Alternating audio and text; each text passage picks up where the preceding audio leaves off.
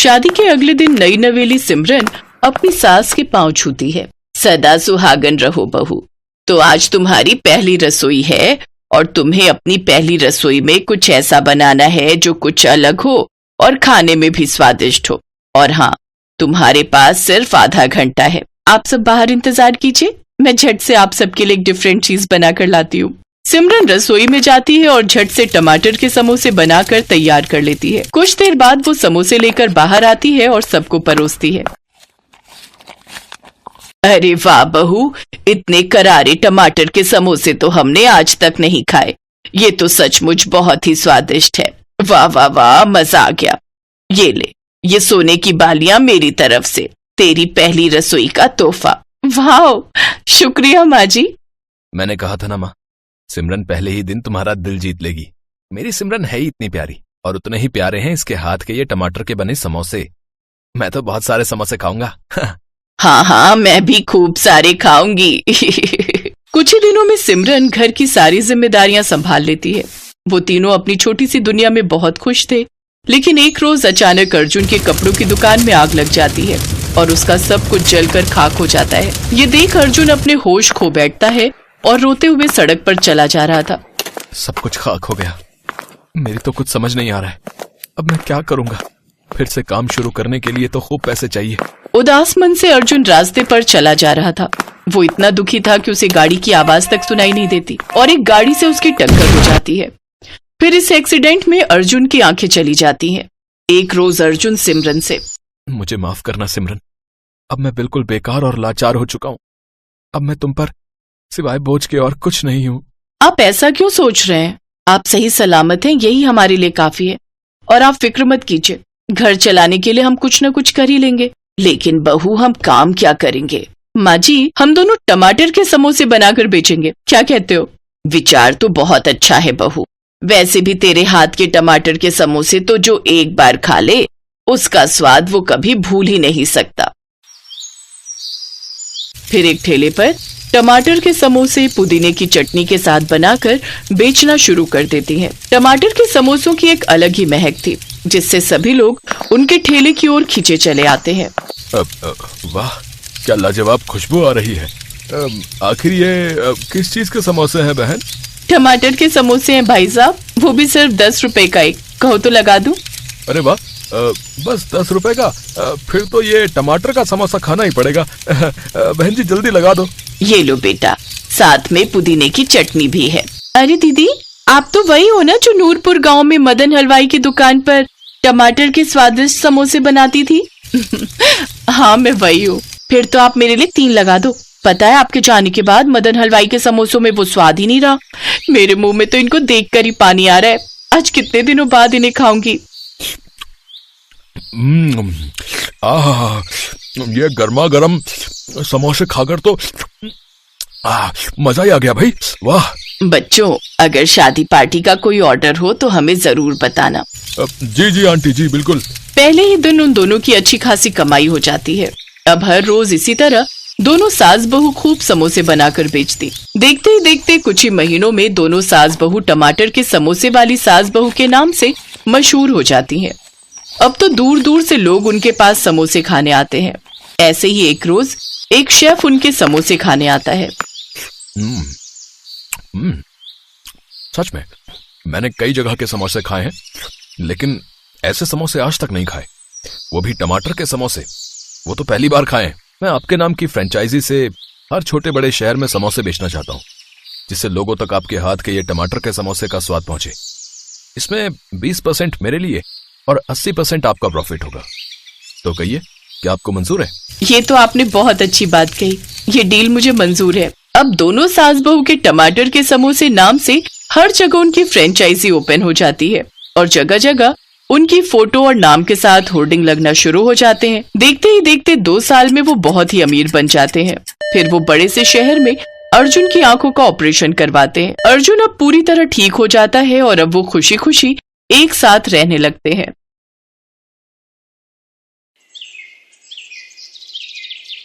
बीना और चंदर आजादपुर मंडी में साफ सफाई और मेहनत मजदूरी करके अपना पेट पालते थे। शादी के तकरीबन 2 साल बाद बीना गर्भवती हुई। दोनों ही पति पत्नी इस बात से बहुत खुश थे और बेसब्री से नए मेहमान के आने का इंतजार कर रहे थे, लेकिन होनी को शायद कुछ और मंजूर था। एक शाम जब दोनों काम से घर लौट रहे थे तो रास्ते में रेल पटरी क्रॉस करते वक्त चंदर का पैर पटरी में फंस गया। अरे अरे ये मेरा पैर, अरे ये क्या हो गया जी? जल्दी जल्दी पैर निकालने की कोशिश कीजिए। कोशिश तो कर रहा हूँ बीना, लेकिन ये निकल ही नहीं रहा। बीना भी उसकी मदद करने की कोशिश करती है, लेकिन उसका पैर बाहर नहीं निकल पाता। तभी उन्हें ट्रेन की आवाज आती है। जल्दी कीजिए जी, ट्रेन आ रही है। बीना, मुझे लगता है कि मेरा जाने का वक्त आ गया। तुम जाओ यहाँ से और अपना और मेरे बच्चे का ध्यान रखना। मुझे भागे को अपने बच्चे का मुंह देखे बिना ही इस दुनिया से जाना होगा। नहीं, ऐसा मत कहिए जी, मैं आपके बिना कैसे रह पाऊंगी? मैं भी आपके साथ इसी पटरी पर अपनी जान दे दूंगी। नहीं, हमारे बच्चे के लिए तुम्हें जीना होगा बीना। अब जाओ यहाँ से, तुम्हें हमारे होने वाले बच्चे की कसम। जैसे ही बीना पटरी से दूर जाती है तभी ट्रेन आकर विनोद को पल भर में ही काट देती है। बीना की आंखों के सामने उसके पति की मौत हो जाती है। एक ही पल में उसकी हंसती खेलती दुनिया उजड़ जाती है और वो एक विधवा बन जाती है। चंदर के जाने के बाद बीना बिल्कुल अकेली हो चुकी थी। अब वो अकेले ही मंडी जाती और मेहनत मजदूरी करती और उससे जो कमाई होती उससे अपना पेट भरने लगती है। एक दिन बीना घनश्याम को कुछ प्याज फेंकते हुए देख रही थी। अरे घनश्याम भैया, ये आप क्या कर रहे हैं? कुछ नहीं बहन, जो प्याज खराब हो गए हैं उन्हें अलग करके फेंक रहा हूँ। भैया, अगर आपको कोई प्रॉब्लम ना हो तो जो प्याज आप फेंक रहे हो वो आप मुझे दे दो, वो मुझ गरीब के काम आ जाएंगे। लेकिन बीना बहन, इन आधे सड़े गले प्याजों का आखिर तुम क्या करोगी? वो मैं आपको बाद में बताऊंगी, फिलहाल आप ये खराब प्याज मुझे दे दीजिए। ठीक है बहन, ले जाओ। वैसे भी ये मेरे किसी काम के नहीं। इसके बाद बीना उन खराब प्याजों को एक थैले में भर लेती है और शाम को अपने साथ घर ले आती है और उसमें से थोड़े ठीक प्याजों को अलग करके रख लेती है और जिनकी हालत ज्यादा ही खराब थी उन्हें अपने घर के बाहर बनी क्यारी में बो देती है। अगले दिन सुबह काम पर जाने से पहले बीना साफ छाटे हुए प्याजों को काटकर आटे में मिलाती है और साथ ही नमक, हरी मिर्च और अजवाइन डालकर उस आटे को गूंथ लेती है। खुद नाश्ता करके वो कुछ पराठे घनश्याम के लिए भी पैक करके ले जाती है। ये लो घनश्याम भैया, आपसे जो कल प्याज लेकर गई थी उनसे मैंने प्याज के पराठे बनाए हैं, जरा आप भी चख कर देखो। रोज दाल चावल खाकर आप बोर हो गए होंगे ना? बीना बहन, हम गरीबों के नसीब में तो दाल चावल और सूखी रोटी ही होती है, भला उससे भी क्या नाराज होना। अच्छा लाओ, तुम इतने प्यार से प्याज के पराठे बनाकर लाई हो तो खाकर देखता हूँ।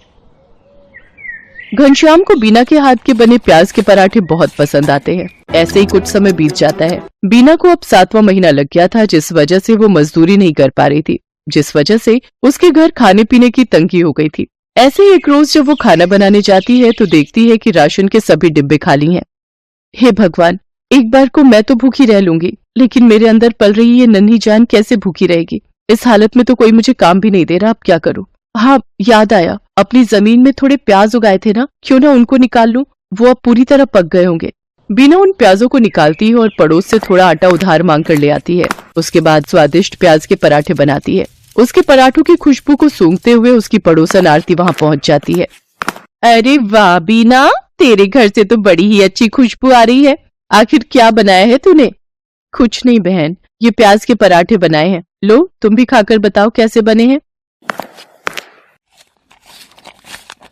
वाह वाह वाह, क्या स्वाद है बीना तेरे हाथों में। अरे इतने अच्छे पराठे तो ढाबे वाला भी नहीं बना पाता। मैं तो कहती हूँ तू प्याज के पराठे का एक ठेला लगाकर बेच और पैसे कमा। जब ऊपर वाले ने तुझे इस हुनर से नवाजा है कि तू इतना अच्छा खाना बना लेती है तो इसका फायदा उठा। उसकी बात बीना को सही लगी और वो मदद के लिए घनश्याम के पास जाती है। घनश्याम के पास एक पुराना ठेला था जिस पर वो गलियों में जाकर प्याज बेचता था, लेकिन जब उसने मंडी में खुद की दुकान ले ली तब से वो ठेला बेकार ही खड़ा रहता था। घनश्याम वो ठेला बीना को देने के लिए तैयार हो जाता है। घनश्याम शाम को अपना पुराना ठेला लेकर बीना के घर पहुंचता है। ये लो बीना बहन, इसकी मरम्मत मैंने करवा दी है, अब तुम इसका इस्तेमाल कर सकती हो। आपका बहुत बहुत शुक्रिया घनश्याम भैया, आपका ये एहसान मैं कभी नहीं भूलूंगी। अगले दिन सुबह जल्दी उठकर बीना सारी तैयारी कर लेती है और मंडी में जाकर अपने प्याज के पराठों का ठेला लगा लेती है। लेकिन काफी देर तक जब कोई ग्राहक नहीं आता तो वो सोचती है, हे भगवान, दिन ढलने को आ गया लेकिन अभी तक एक भी ग्राहक नहीं आया। अगर ऐसे ही चलता रहा तो मैं अपने होने वाले बच्चे को क्या खिलाऊंगी? लगता है अब बिजनेस चलाने के लिए कोई तरकीब लगानी होगी। एक काम करती हूँ, कम दाम करके बेचती हूँ। एक बार मेरे पराठों का स्वाद सबकी जुबान पर चढ़ गया तो वो कहीं और जा ही नहीं पाएगा। इतना सोचकर बीना आधे दाम में प्याज के पराठे बेचने लगती है। कम दाम में बहुत सारे लोग बीना के पराठे खाने लगे। कुछ दिन बीना ने सबको कम दाम पर ही पराठे बेचे, लेकिन फिर जब उसके ग्राहक बढ़ गए तो उसने रेट बढ़ा दिए। लेकिन तब तक वो पूरी मंडी में प्याज के पराठों वाली के नाम से मशहूर हो चुकी थी।